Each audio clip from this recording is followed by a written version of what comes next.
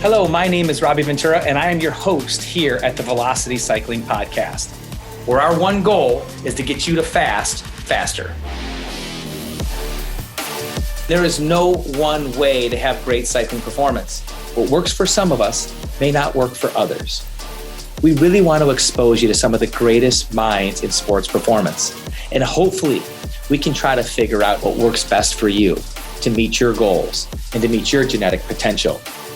We're going to do one job, and we're going to try to do it the best we can, and that is get you to fast faster.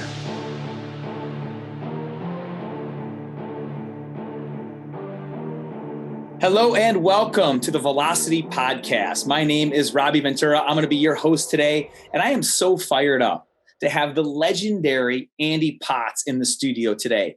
He's just spent the last couple of days recording some incredible cycling classes here at Velocity. But we're going to ask him a little bit more about his career and his trick. Because I will tell you this, when he walked through that door to start doing his first classes, I saw an Andy Potts that was fitter, happier, more excited, and more motivated than any Andy Potts I have ever seen. We've been friends for a bunch of years, and I am just super excited to learn the secret because I've been asking him. He's kind of been holding it in. So hopefully in this podcast, we can teach everybody how to be durable, how to keep your career long, how to stay stable, and most of all, how to stay motivated and enjoy the journey. So Andy, welcome to the Velocity Podcast, where we're here to get you to fast faster. Welcome. Thank you, Robbie. I love your energy. It's always been a source of inspiration for me to see how much you want to give back, how much you want to teach others, all the lessons that you've learned. Hopefully we can kind of dive into some of those things. I will tell you right off the bat, I don't know if I have any secrets in terms of like tricks or anything like that. I will tell you that one word you did say when you introduced me on the nice introduction was happy. I am pretty happy these days. I think it's, I don't know what it is, but I've always been happy, but I think I was so just militantly laser focused for all those years that now it's finally like, if it's there, it's there. If it's not, I'll try harder next time. Yeah, well, I'll never forget when we did those. You and I went to the Chicago Triathlon. It had to be like 10 years ago, and did those classes where what was it? More? Oh, don't tell me that. Yeah. I mean, Andy's 45. I didn't give him the proper introduction, to be honest. I talked about his personality, which to me is the most important thing. But the guy's won 8 Ironmans. He's won over 30 half Ironmans. He's a world champion in the half Ironman distance. I mean, he's a Pan American champion, 2-time Olympian. All that stuff is great. We have a lot of guests that are really, really good athletes. But what really is special about Andy, and the reason why I'm excited to have him on the show is the type of person that he is. And he's always paying it forward. And I'll never forget, he's telling me it's more than 10 years. He's also making sure everyone knows that I'm 50 and he's only 45. We did this talk about how to get athletes prepared that were nervous for the Chicago Triathlon. Oh, yeah. I remember you talked about these 2 little guys on your shoulder. It was the best. And we had all the Vision Quest athletes at those talks. And they were like, Robbie, I've been listening to you for the last 15 years. I learned more from Andy Potts in that 45-minute talk than anything I've ever learned before. So thank you for passing it forward, continuing to educate. That was really, really fun when we did all those talks way back when. I mean, I think the only thing that the reason it was impactful was it was a different voice. It's like why kids stop listening to their parents. It's because there's a droning on about it. I don't think there was anything that novel there, but thank you. No, it was great. It was great. So, you and I were talking about this yesterday. Tom Brady, winning Super Bowls, Kelly Slater winning the Billabong Pipeline. I mean, how great was that? At the age of 49, Kelly Slater wins the Pipeline.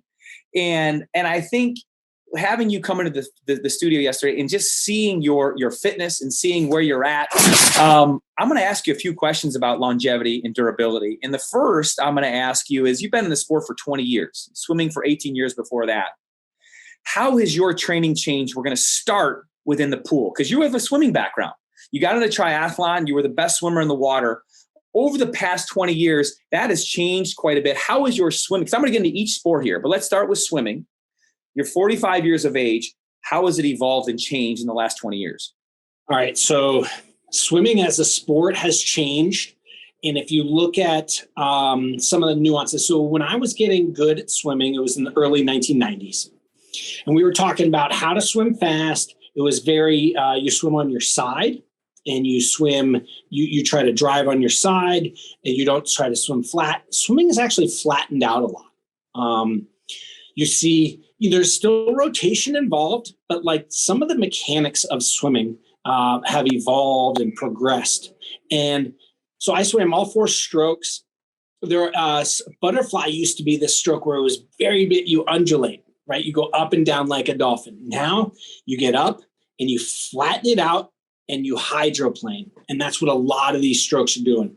So I think one of the biggest tips and takeaways that you can take as an athlete looking at this, if you're a triathlete, an older person getting into swimming, how has it changed? Well, what we're looking for now in swimming is a flatter stroke where we lift the hips and thighs, trying to get the legs out of the equation and away from the drag profile. So the slowest part of a swim is people who have locked ankles, and it's just basically this counterweight, and it's a full-on drag.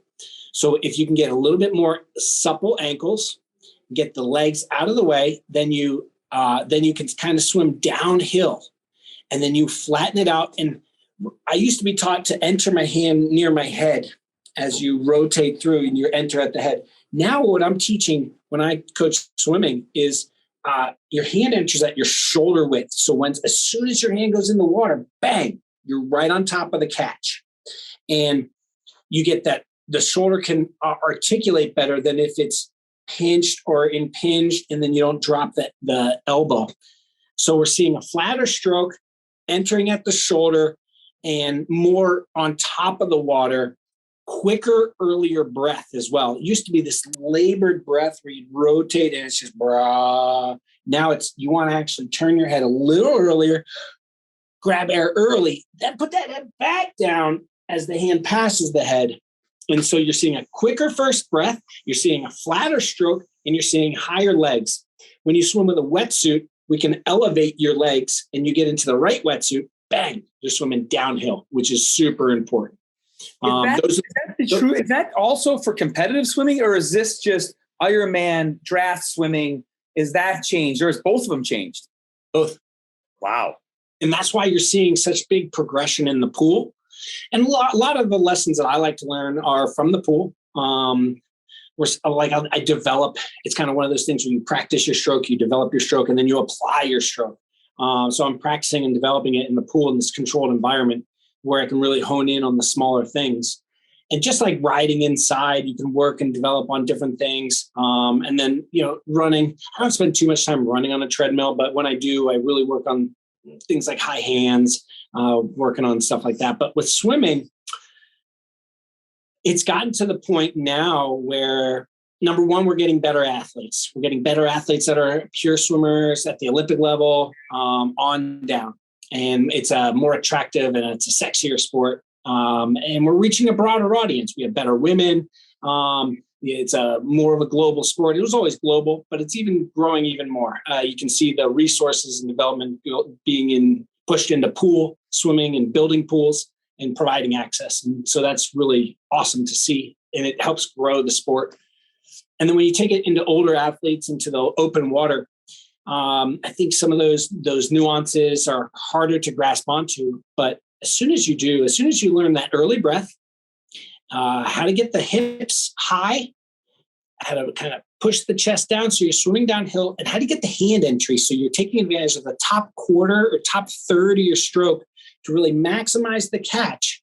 Those are the 3 things that I see on how to help people get better at swimming. And I work on those things every day when I'm in the water. So, yeah. Awesome. Thank you for those tips. Like you went granular, which I absolutely love. Like anybody watching the Velocity podcast, that was like a nugget. That was a pro tip that I learned. So thank you for that. How about the volume and the intensity of your training over the last 20 years? Are you swimming more now? Are you swimming different now than you did 20 years ago? I'm swimming different. And I'm swimming less. I'm trying to name. So oftentimes, do you remember that were born in the same decade. You remember that game show, Name That Tune? Of course. Right. In that tune, how many notes do you need to hear to be able to answer what the call was? So that's what we're trying to do with all of my training, is do as little as possible to be as maximally as prepared as possible. So in the past, because I was such a robust engine and I was so eager, let's do as much as possible for what's required maximally on race day. Now I'm trying to do less, but make it mean more. And that means when I show up at the pool, I'm doing a series of activations. So when I dive in, every stroke counts. Before I run, I'll do some knees over toes, some activating a posterior chain where every stride counts. And on the bike, it's the same thing. I actually don't have a protocol that I do pre-ride, but the whole setup of, strapping on the helmet, putting on sunscreen, making sure you have the right gloves. Are you wearing the right things? Is your bike light on? All these small things I go, and every time I set up, is the tire pressure correct? All these small things, that helps get my head around what's happening. And then I've come to the realization that it's all just heavy breathing and a little bit of focus, and that goes a long way.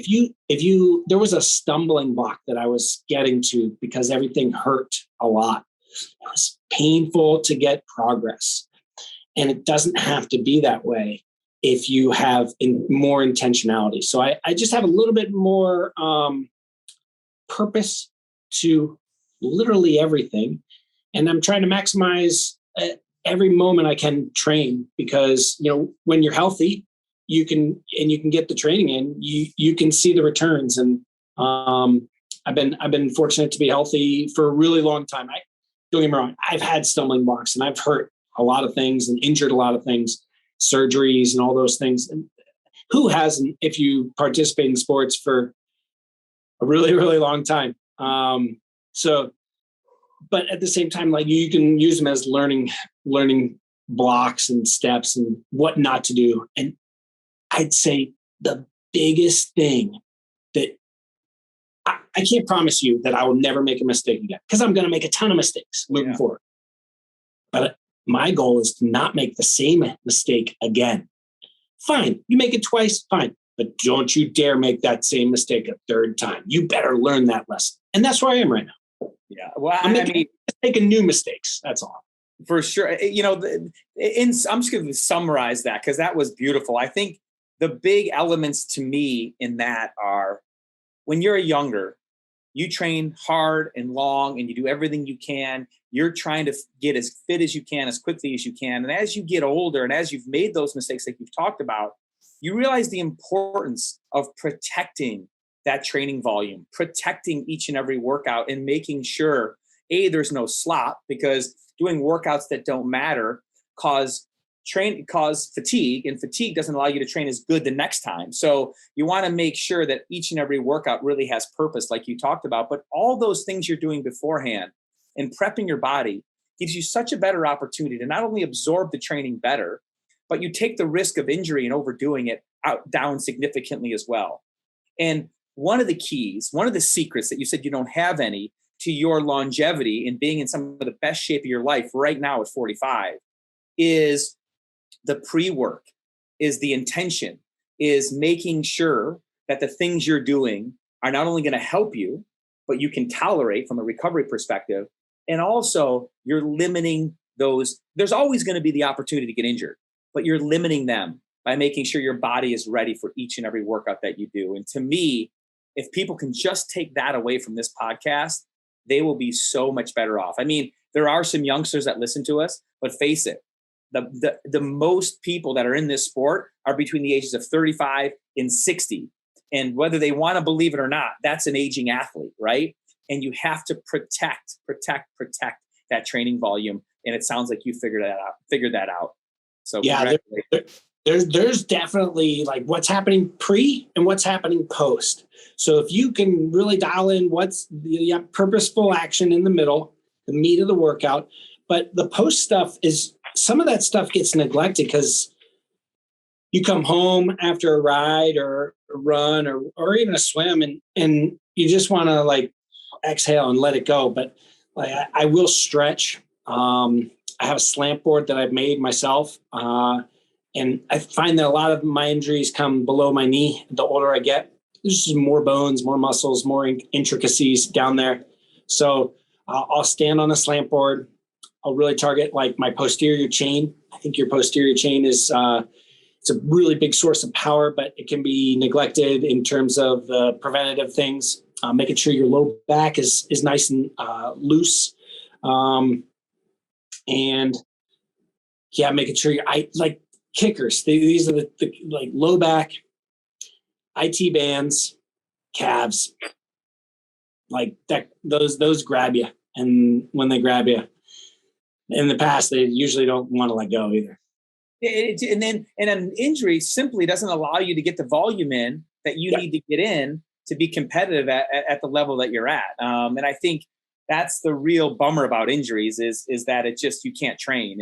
And for a person who really enjoys training and enjoys the bike and enjoys the swimming and the running, I think mentally that also plays a role. And I think that really affects us long term. But let's talk about, I want to get to recovery in a second, outside of the stretching, like kind of how you value recovery and what tricks you have for the aging athlete in terms of getting more recovery. But talk about training volume, run, bike, and swim over the last 20 years. Have you increased cycling volume, decreased run volume, increased run? Like, just give me an idea of how the training has shifted in general terms, 30,000 foot view. Yep. All right. So let's start swimming. I was swimming 6 times a week. Now I swim 4. I'm actually trying to swim a little bit more each time. Instead of swimming 6 times for $4,000, I'm swimming 4 times for $5,000 to $6,000. So the total volume isn't that reduced that much, but frequency. Yeah, I'm actually. We've probably all had these experiences where if you ever drive to ride or drive to run or drive to swim, you drive up, you're in the parking lot, you're literally in the car, and you turn it off and you just don't even want to open the door to go into the building to go do the activity. Because I'm only swimming 4 times, that inertia, I actually will get out the door because I know I am only coming here 4 times. It's not only one day off. There is a little bit of a break in there. So mentally I'm more willing to get out of the car. And then it used to be a lot of, it was basically, if I was swimming 5 or 6 times a week, 4 or 5 of them were threshold type workouts. Now I'll do 1 threshold workout, 1 above threshold workout where it's like VO2 max work, and then 1 workout where it's a medley or a mix of below, at, and above, and toggling between the 3 continuously for the workout. So it'll be, just below, right at threshold, a short little bout above, reset, do it all again. And then I'll move through that progression, or I'll use it as a whole workout. I'll go, well, just below, right at it, just above, and then shut it down. So those are kind of my 3 core workouts. And then just like, how we have rider's choice where you just go out for a cruiser ride or go out for a cruiser run.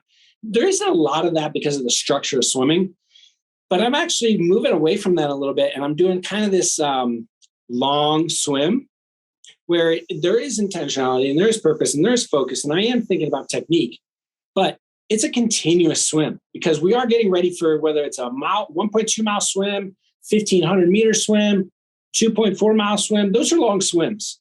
And if you are exposing your body to strictly the duration of continuous movement in a weight supported environment, horizontal with high heart rate, then when you get into the moment and it's open water, then you get discombobulated and you don't have anything to lean on other than interval work.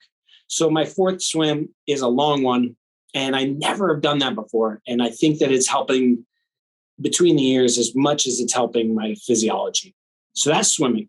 I love I mean, all those workouts, I mean, philosophically, I can apply things to the bike. I've done one Ironman.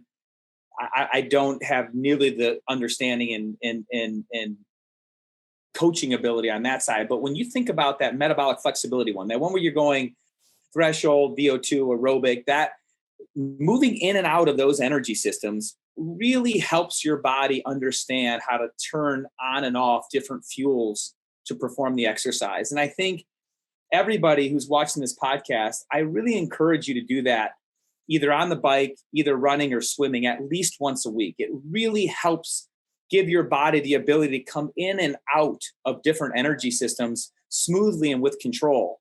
And what Andy's doing in the water is just so good to teach your body how to effectively do that. Because if you don't do that, when it happens in an event, whether you have to go up a steep hill or you have to accelerate it, whatever, it takes more out of you than it should. And these flexibility-based workouts, like Andy just talked about, should be an absolute staple in at least your run, bike, or swim at least once a week. So bravo. I love that from a swim perspective. Tell me about the bike now. Well, I will go one thing quick on the swim, and it applies to swimming, bike, and running. The higher you get and the sharper end of the pointy end of the race, the faster you go, the more obvious it is when people change gears. What I find with a lesser experienced athlete is it's less obvious to the person watching them if they're going fast, kind of fast, or slow. It's all kind of meshed and like pushed together into one kind of effort. And what I would really like to encourage you guys at home to do is try to make the changes in gears obvious to anybody watching. If I were on deck, if I were to watch you just ride past me on the road, oh, he's really moving, or she is just smashing it, or she's not moving that quick, or he's just recovering right now. There should be a very distinct difference between fast, cruising, and recovery. And you got to make those changes very distinct to anyone observing. Cool. Yeah, for sure. I think, that range, and to have that range allows those differences to be better, right? If you have a high and a low, you can make those distinctions. But like you said, if you only have a limited range, it's kind of blah. You only have one speed. So work on those 3 speeds. I love it.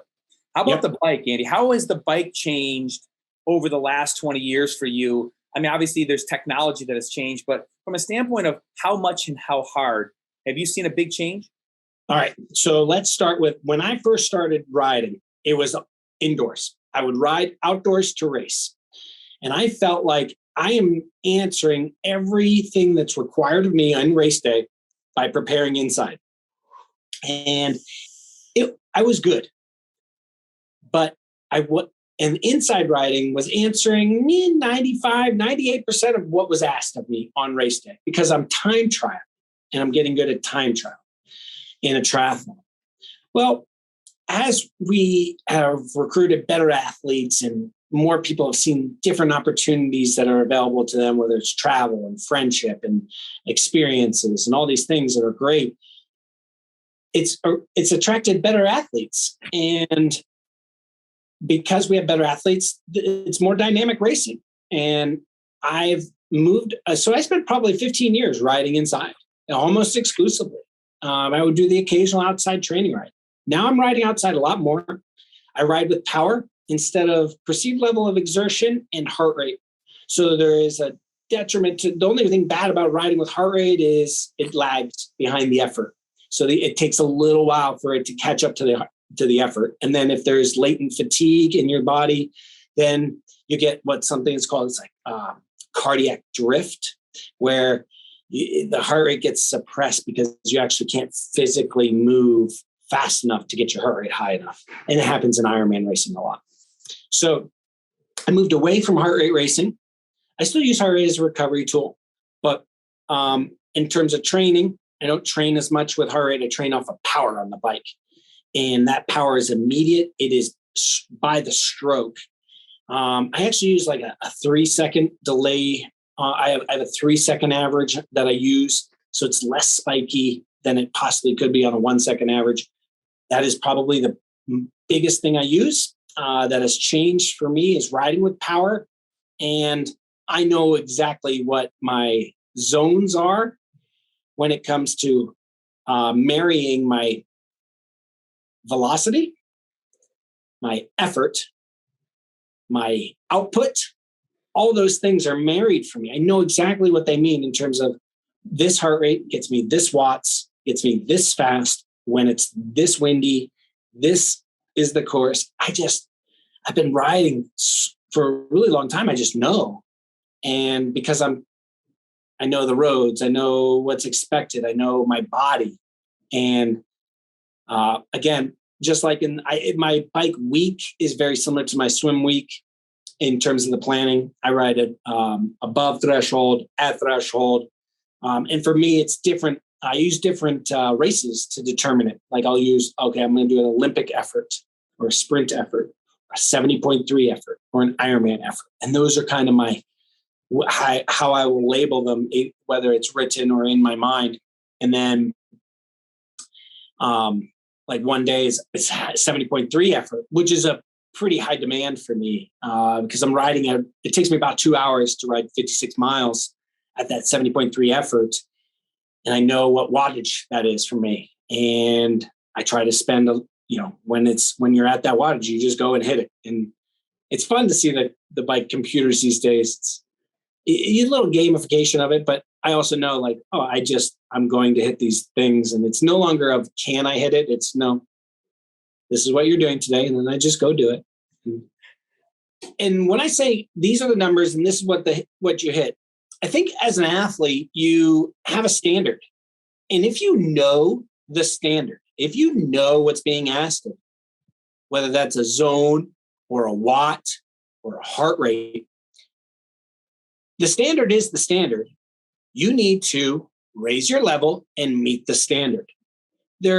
Some days you just don't have it, but those are the days you kind of got to force it.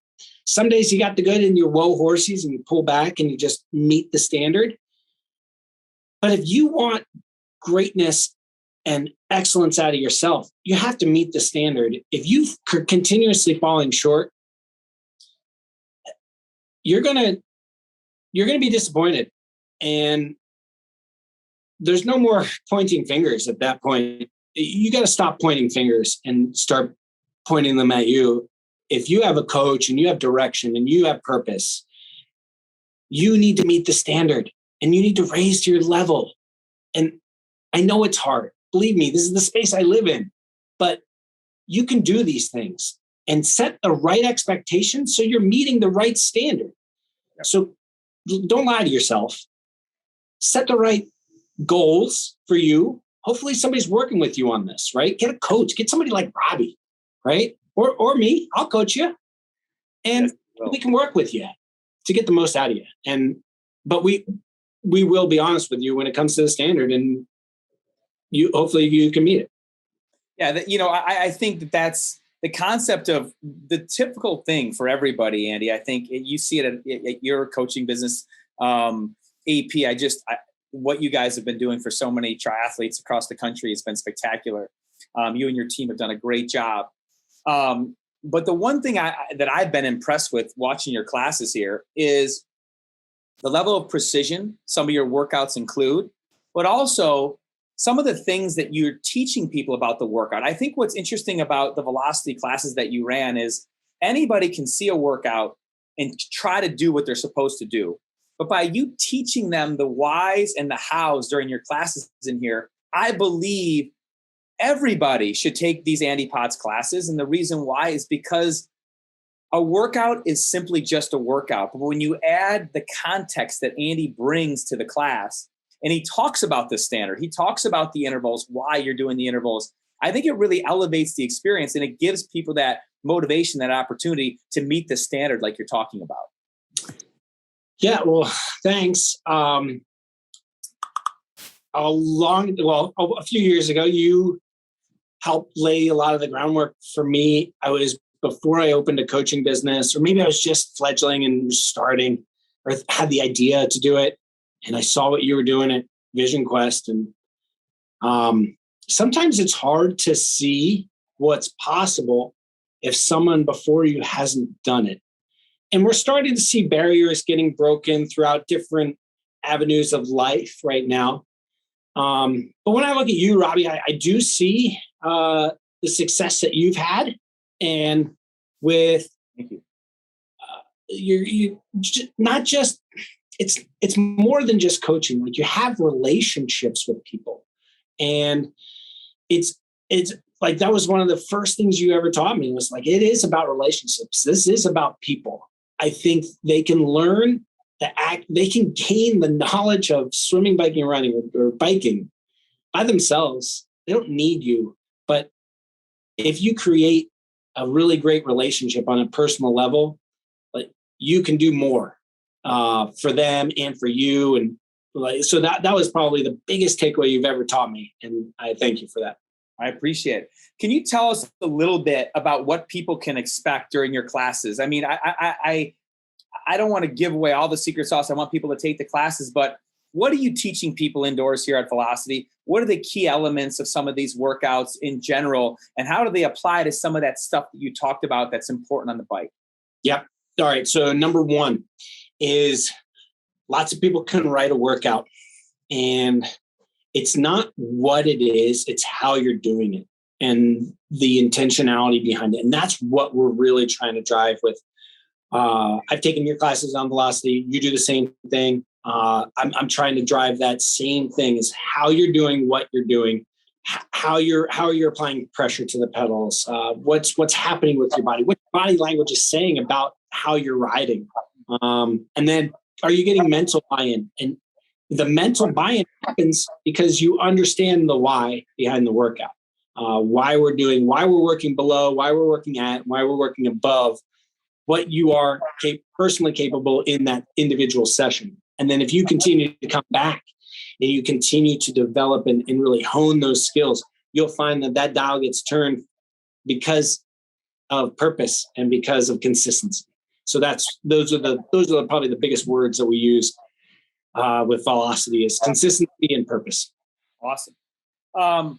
Just two last couple questions here about your year this year. We didn't touch on running, so I just want you to give us a quick preview of running and how that's changed for you over the last 20 years. Probably the most dangerous sport of the three, and probably the one that you have to use the most sophistication in terms of maximizing volume and speed, but not giving yourself the cost from an injury perspective. And then nutrition. So running and nutrition, how that's changed over the last 20 years and what you're currently doing now. All right. So for running, what I'd say is a really big aspect for running is,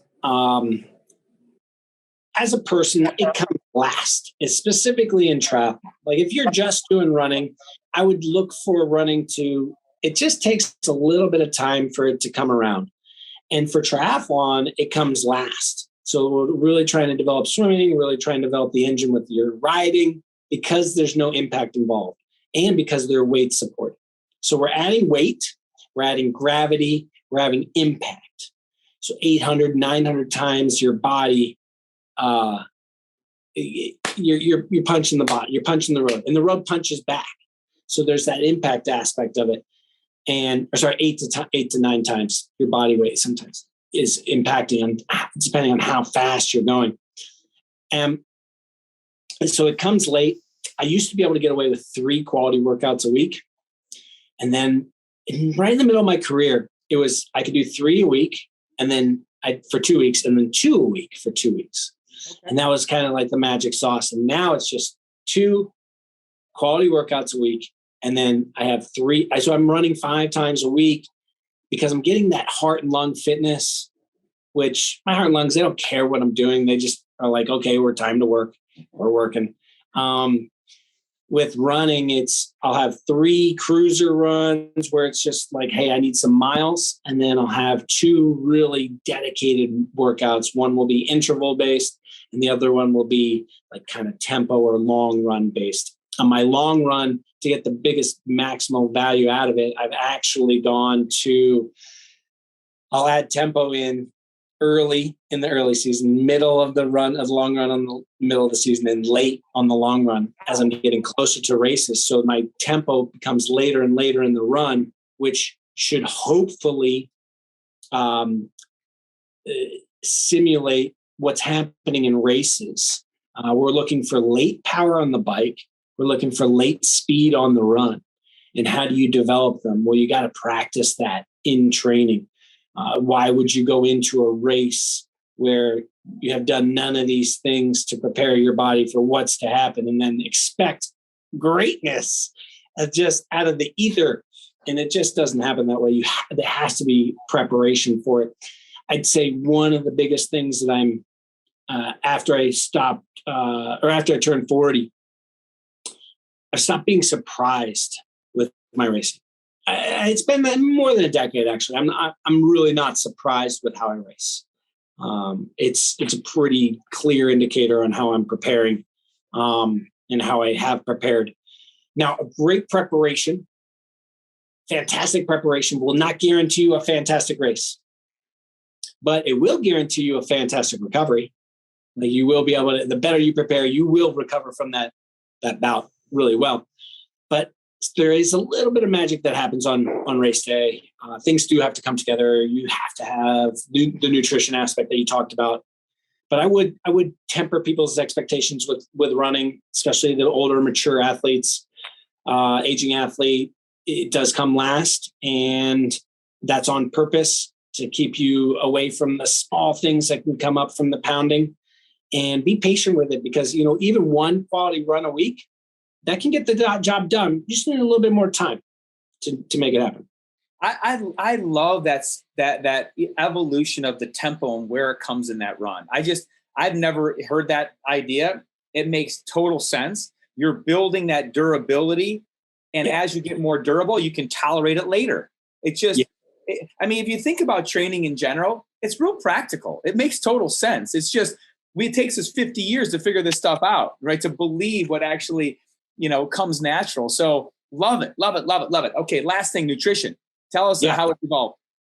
All right. So first starting out, it was put a bottle on your bike and try to drink it. It was whatever. I'd get done with Olympic distance races, be like, I'd go back to my bike and the bottle would be full. Like I would never even touch it. And now it's gotten to the point where I try to keep it simple and try to take some of the guesswork out of it. Again, there's the, try to implement it in training, execute it in racing. I do a lot of I don't know if this sounds silly or not, but I eat like a kid a lot. You ever watch a kid eat and they stop when they're full? Crazy, weird how that happens. I actually do that. I will stop eating when I'm full. And when at the beginning of my career, it was just like food, face, happen, make it work. Now it's like, if I'm full, let's stop eating. If I'm hungry, I eat. I really listen to my body. I know that sounds maybe too simple, but if you listen to your body's communicating with you all the time. I'm tired. I'm hungry. I got to go to the bathroom. If you listen to it, it's you can start to find that rhythm and find like, I don't tolerate that well.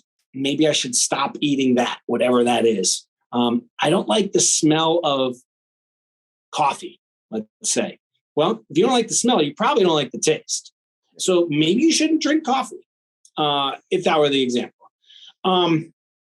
So where has it gone? So then I started doing a lot of gels, and I would get like a little constricted from the gel because I would just do gel.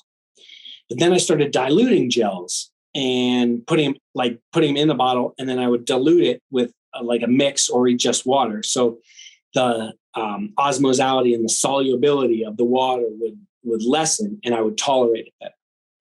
Then as I'm progressing through, I'm like trying to figure these things out on the fly.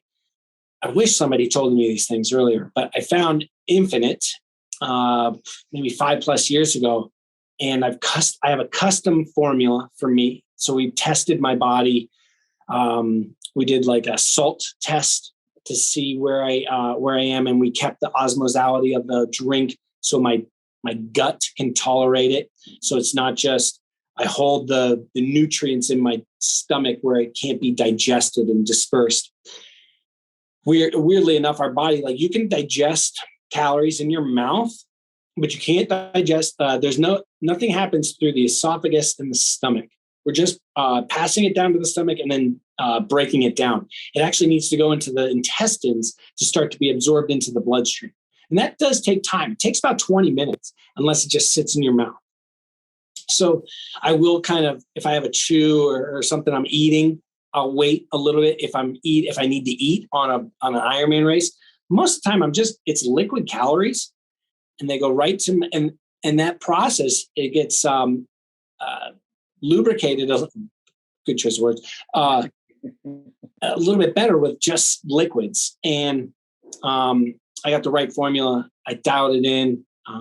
Flavor profile is correct. And it's not just me, right? So anybody can do that with Infinite. You can they will do a custom formula for anybody. And I wish I found it earlier. Hopefully it's the right calories. Although that's kind of fluctuating with my fitness. But it's very easy to change once you know what to change. Yeah.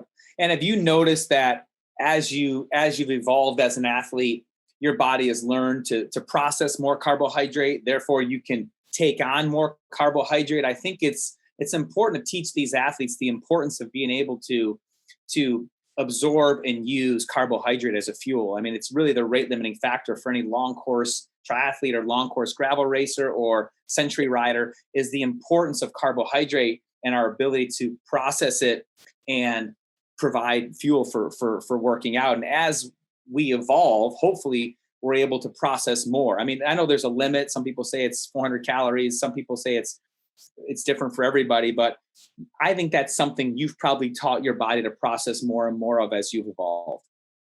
Yeah, I think there's two things there, Robbie. I think number one is like glycogen in this regard is our energy source. So we need to get a quicker source of the glycogen through carbs. Really, we got three sources of ways to get nutrients. We got fat, carbohydrates, and protein. If you're on a weight supported event, gravel riding, century rides, grand fondos, the ride portion of an Ironman or half Ironman or Olympic, you can have a little bit of protein in there, and it helps satiate your body. It makes it so you're craving less. You're not craving food and you're not that hungry. And then the other aspect is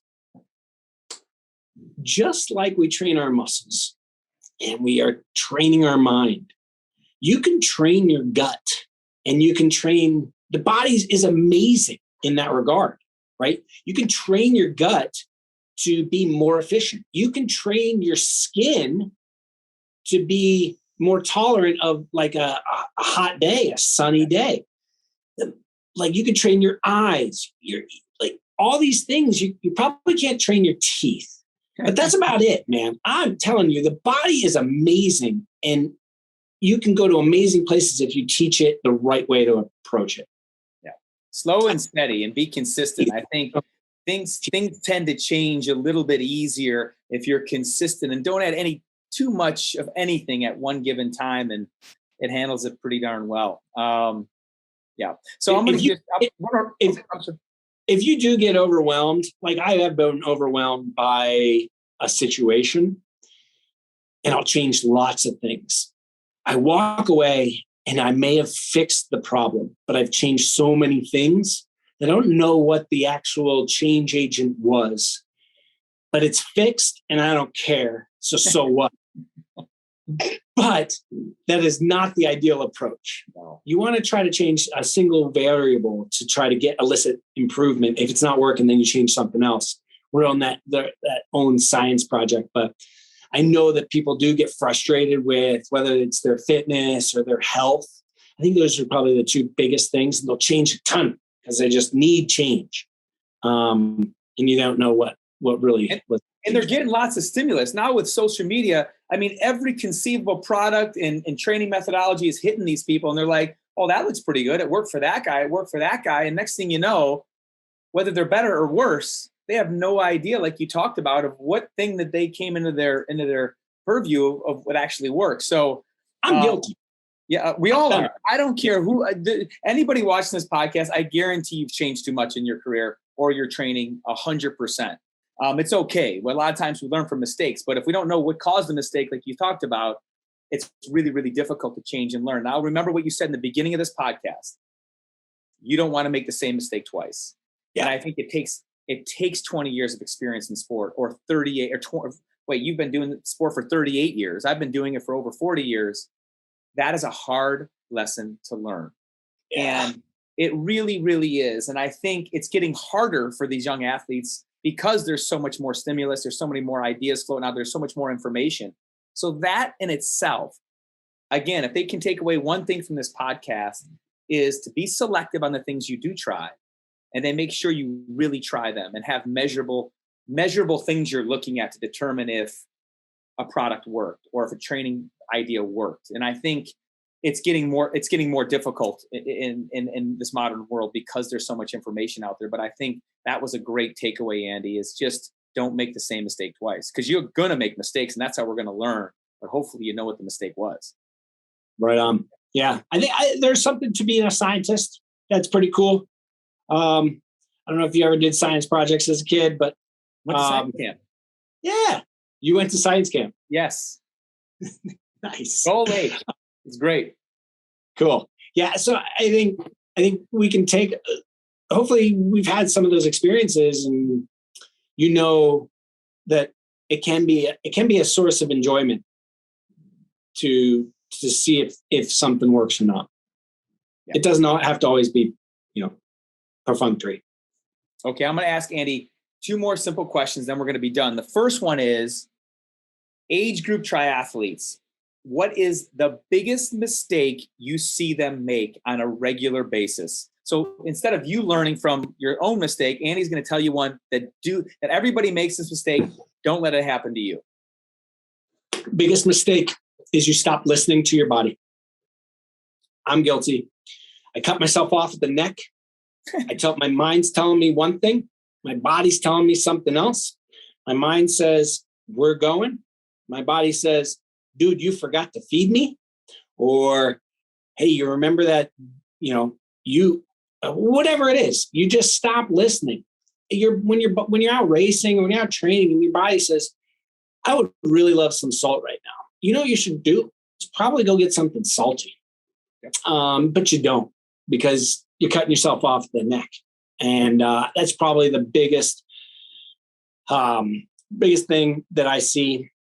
And we do it on an individual level to ourselves. So you can imagine what happens when we bring other people into the equation and we stop listening to other people who give you sound advice, whether that's a coach, whether that's a spouse, whether that's your kids. Shoot, your dog could be looking at you, telling you, hey, man, you are doing dumb things right now. Can you please listen to me? I'm trying to get you to get me to go outside, because otherwise I'm going to pee on the carpet. Listen to me. I'm barking at you. I'm scratching at the door, and you're not listening. So let's start using. You can do a lot more learning by listening, and that starts with you. So I'd say that's number one. Awesome. My last question is, if you were going to tell people what are the 2 most important elements from a standpoint of recovery? We've talked a lot about the training. We've talked a lot about nutrition. We've talked a lot about incredible things, Andy. Let me just say this before this last question. This has been incredible. I continue to learn. I think one really important thing that I know you feel and everybody feels is we still have the ability to learn. So be curious, everybody, and listen to this podcast again if you have to, because there has been some absolute gems in here. Give us the 2 most important elements to recovery that you feel are game changers for aging athletes, current athletes, age group athletes, all athletes. Yeah, I'd say, I might struggle on number 2, but by far and away, number 1 is sleep. It's not even close. If you look at the human species, we sleep a lot. I don't know how we compare on the hierarchy of like mammals or even just anything out there. But when you look at mammals and humans, we're at a third. We need to be spending a third of our time for sleeping. So how do you get better at sleeping? Why is it important? Well, we're trying to give your body a reset. There are different moments in sleep that are really important that you got to make sure you hit every night. Some of the key things, you can look these up, but like you want to sleep in a cooler environment. You want to have the right pillow, got to have the right bed. And then you want to make sure it's super dark and quiet. Dark, quiet, cool. Those things you can, comfort, those things you can control. You live in a noisy place. You can get earplugs. I don't like earplugs. Go over the ears. I don't like over the ears. Well, put on some like sound protection on your wall. These are things you can change. I charted my sleeping one time before an Ironman for the Ironman World Championships, and I thought I could perform well, and I thought I had a good chance to get on the podium. And I was like, I'm going to chart everything, see what I'm doing right. So if I get it right, then I'll repeat it. If I get it wrong, I'll make a change. Good. And I tracked it for 6 weeks leading up to the race. And I was 11 hours and 15 minutes a night. One shot, one sleep, go. And it was 11:15. And I think what you see with people who are really great at at athletics, yes, they have coordination and hand-eye coordination, and they can put a ball through a hoop, or they can put a puck to a net, and they like capture the puck out of the air, or whatever it may be. They're very good at the skill development. But what else are they doing that are really above grade in terms of like species evolution? And usually you will find that they're good at sleeping. It's very rare, especially as an endurance athlete, that you'll find a bad sleeper amongst the top of their pursuit. So sleeping, by far, number one. Get better at it. Number two, in terms of recovery. What do they miss on? Is it nutrition? Is it massage? Is it enough rest? I mean, like, what do you think people miss on that number two? Sleep is awesome. I'm in 100% agreement with you, but that number two, I'm curious. Yeah, number two, I think there's, I think you want to decompress mentally. I think that really helps to move away from, and if you're living in the space and you can never leave it, that's certainly difficult. Awesome. I think that. What are ways you do that? Like, I mean, meditation or just other interests, other sports? Like, how do you get away from the stress? It's other interests. Like I've got kids, so that certainly helps. I think here's like, maybe it could be family or friends that kind of give you back to, so you get less self-involved. What is really nice about having loved ones and people close to you and people that you can depend on is they count on you for you. They don't really care if you're great at riding a bike or you're awesome at, dribbling a soccer ball or dribbling a basketball. They don't really care that much. They're like, great, that's neat and that's exciting, but they like you for you. And they also will bring you down a level off your high horse if you're on one, to be like, nah, dude, you're on dish duty. Like get to washing those dishes. Or whatever it may be. I think that there's a really healthy disconnect that needs to happen. And it could happen through reading. It can happen through, I think there are definitely other physical modalities that you can do to recover, like massage, like you mentioned, or compression. And compression's good. Blood flow.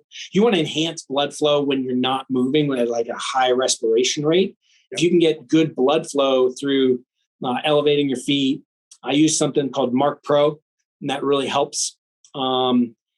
It's kind of like passive blood flow, because what's happening there is why blood flow and why compression.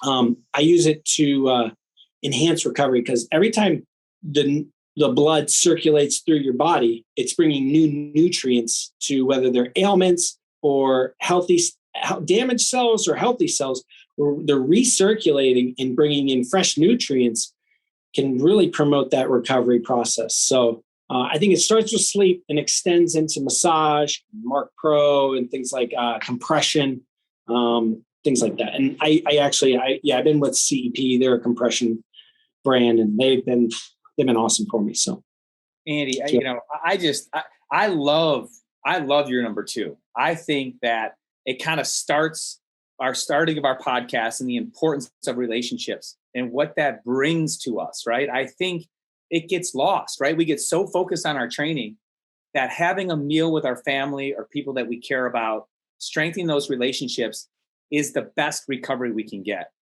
And I think you said it best. It takes the pressure off of ourselves and our performance, and it really puts it on something that means a heck of a lot more to us than our performance, which is our relationships. And I've never heard somebody give that number 2. And it's just another reason why the sport of triathlon, the endurance community, loves Andy Potts, because he values relationships so much so that it's the way he recovers. It gives him his energy. It completes him, right? It fills him with nutrients beyond a sports drink. And to me, that's just brilliant. I mean, I've asked that question a lot. This is the first time I got the answer. It's one of the best answers I've ever got. So thank you, Andy Potts, for joining us today. Thank you for being a guest on Velocity. I mean, you have been spectacular. Anybody watching this podcast, I encourage you 10 times over to take Andy Potts' Velocity classes. You will learn a ton. Like you did in this podcast, even more and more information about how to be a great cyclist, how to be a great triathlete. And it's just spectacular. So Andy, thank you again. I appreciate you being a guest on the Velocity podcast. Thanks for having me, Robbie. You're awesome.